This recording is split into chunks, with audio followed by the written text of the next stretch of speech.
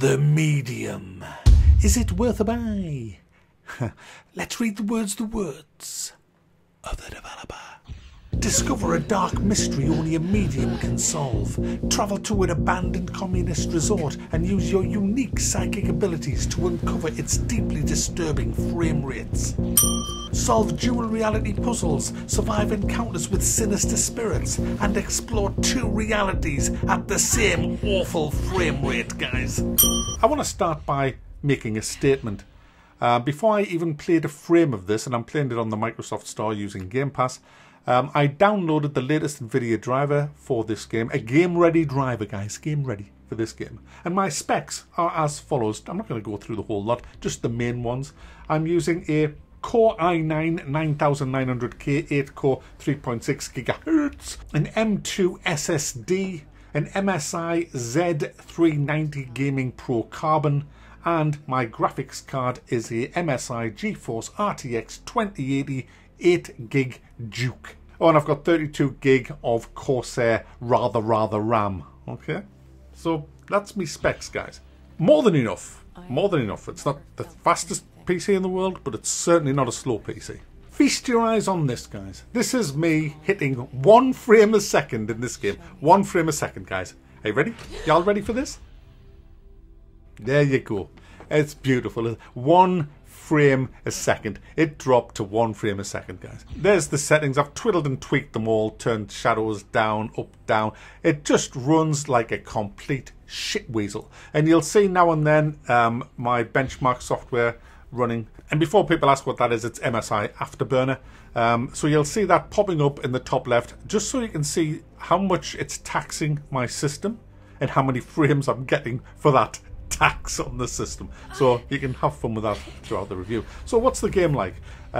Well, it's a story about you play a medium, and the gimmick of this, and it is a gimmick of this game, is that you can be in the spirit realm and also the real natural realm at the same time, and you control both characters at the same time, and different things will happen in different realms at the same time. It gets quite confusing because as a gamer you're kind of used to looking at one thing all the time as you're going through, and you will miss things because you'll be staring at the wrong screen for too long. So you've got to get used to your eyes moving between the two screens quickly so you can spot both things in both realms. The whole point of this spirit realm and natural realm is because it's for the story, obviously, but it's mainly for puzzle value. For example, you will have puzzles where you have to get one part of a puzzle that may be in the natural realm, like a solid object, but then in the spirit realm, you might have to get somebody's name or stuff like that and match them up to their mask and then set them free. That's what you do, lead them over to the other side kind of thing as a medium. There's lots of puzzles similar to that, and they're about as difficult as going bah. So I never got any satisfaction whatsoever from completing any of the puzzles. So there's that. Keybinds wise, you can rebind every key, but then the game just says, yeah, you've rebound that key, but I'm not going to let you use it. Oh, but I want to use it. Look, I press that button and it says, I press that and it puts up my shield. Yeah, but it doesn't work, does it? Yeah. Half the keybinds literally don't work, so I had to go back to the default keybinds, so there's that. Anyway, the story. You play the part of a medium and you interact in the spirit realm with mainly this little girl, and you don't know who she is, and she's been kind of terrorized by this monster in the spirit realm. Now this monster can come through into the natural realm as well, as you find out later on, and you have to kind of put together it's like a detective whoddunit. There's lots of things that you pick up, and they all have very excellently done voice actors behind them, telling a little story, and you play as different characters as well. You meet different characters as you go through, and you're trying to work out who's murdered who and why, and who the hell this monster is and why is it killing everybody. That's the kind of plot, and it throws a lot of curveballs. You kind of think you're into something and then it changes. It also touches on some very sick, disturbing kind of things. So yeah, it's not for the faint-hearted, but the whole game is very dark and depressing. If you suffering in the lockdown, I don't recommend this. He's going to be even more fucking depressed after playing this.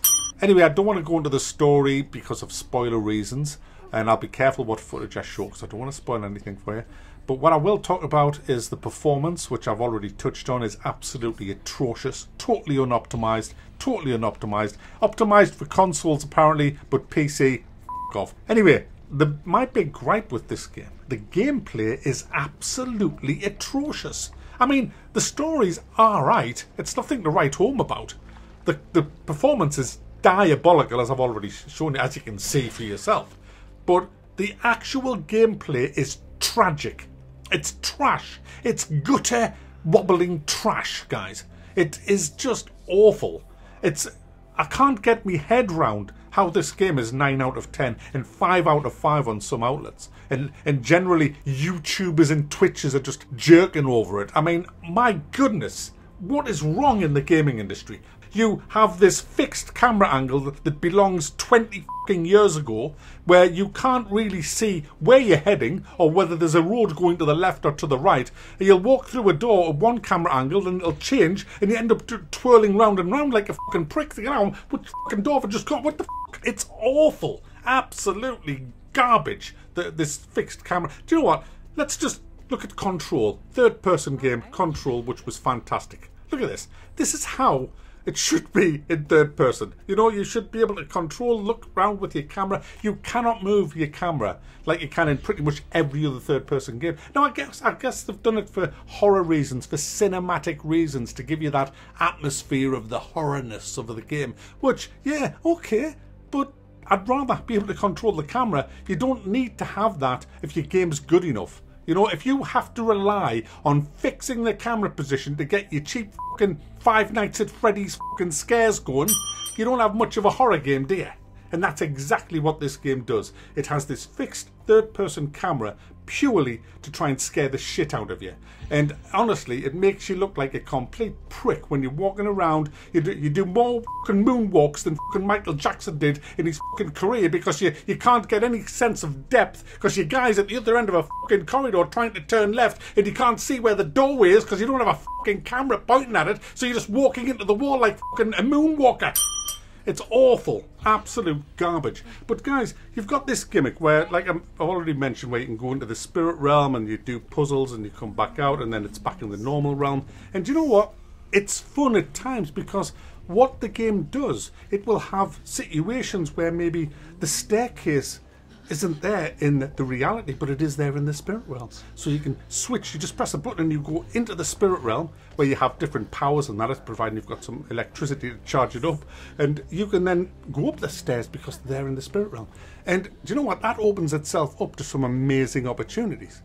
For example, you get chased a lot in this game off well, not a lot, but you get chased a few times off monsters. And there was this one time I was being chased, and as I was running, well, sorry, did I say I was running? The game was running for me. What you have to get with this game, it is the most hand-holdy game you've ever played in your life. Yeah, the game was running for you. I wasn't running. The game was running for me, and I was being chased in the spirit realm. And then I would come to a place where I couldn't pass. And what would happen, it would immediately switch me out of spirit realm. I didn't do anything, the game did it for me, and put me into the natural realm where I could get past, because in the natural realm there wasn't a barricade there. But then in the natural realms I kept running, there would be a blockage, so the game would switch me back into the spirit realm. And I was thinking, oh my goodness, this is genius. Okay, I get the idea now, hand over the controls so I can do this. This looks fun. No, we don't think you're good enough to do that, Mr. Gamer. So you know what? We're going to do the whole thing for you. This whole chase is it's a cutscene. It's a cutscene, guys. It's a fucking cutscene. It's just you just press the forward button in the sprint. That's all you do. The game does everything. Oh, when it sees a blockage in the spirit realm, it'll just switch you to the natural. When there's a blockage in the natural, it'll switch you to the spirit. You're doing a total missed opportunity of some actual proper fucking excitement. Because, guys, there's one thing that this game has nothing of. Excitement. Every puzzle's easy. Every encounter with a monster is just a... Do you know what? The monster comes and the game says, oh, the monster can hear you. It can't see you, but it can hear you. Press this key to hold your breath. What now? No, it just goes away now. But that's it. Yeah. Yeah. But you're holding a key. You're holding a key down. What the f do you want? It's 2021.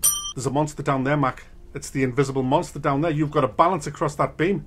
Oh, fucking hell. What do? Do I hold my breath? How do I balance me? What if I fall off?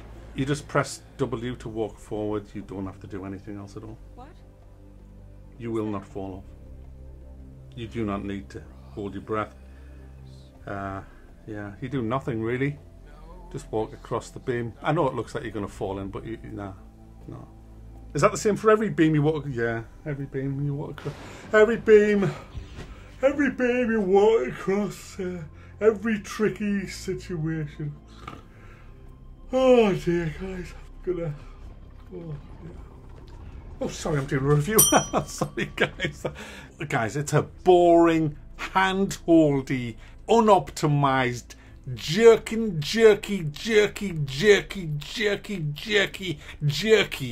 cutscene riddled, unimaginative pile of fucking camel dung, guys, in my opinion.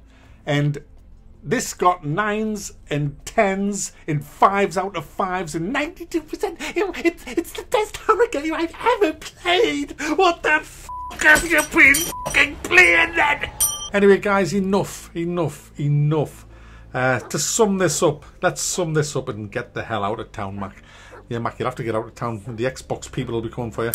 Summing it up, guys, it's absolutely unoptimized, this game. Whether you have ray tracing on or off, whether you have shadows high or low, it just doesn't seem to matter what settings you adjust. The game just runs like a complete dog. It's awful. You'll regularly get stuttering as you move in and out of the spirit realm, or you'll come to a new area. It goes down to like 1 frame a second, as I've already showed you guys. It is just garbagely optimized. It's tragic, the optimization. Then you got the horrible camera angles that make control clunky and bloody horrible just for the sake of cheap jump scares, because the game just isn't good enough as a horror game. That's why it has to resort to this. The actual puzzles are so easy, they're an insult to intelligence. The monsters, they don't provide any sense of horror. I was just walking through this without a care in the world, simply because I felt indestructible, because the game puts it like that, holding 1 key down to thwart a fucking monster. Hey, I tell you what, have you never played Amnesia? That's how you do chases with fucking monsters. It's hand-holdy, you'll never get into a difficult scrape. It's just a walking simulator with an average story with a couple of curveballs. 9 out of 10, 10 out of 10. Oh, gives a break.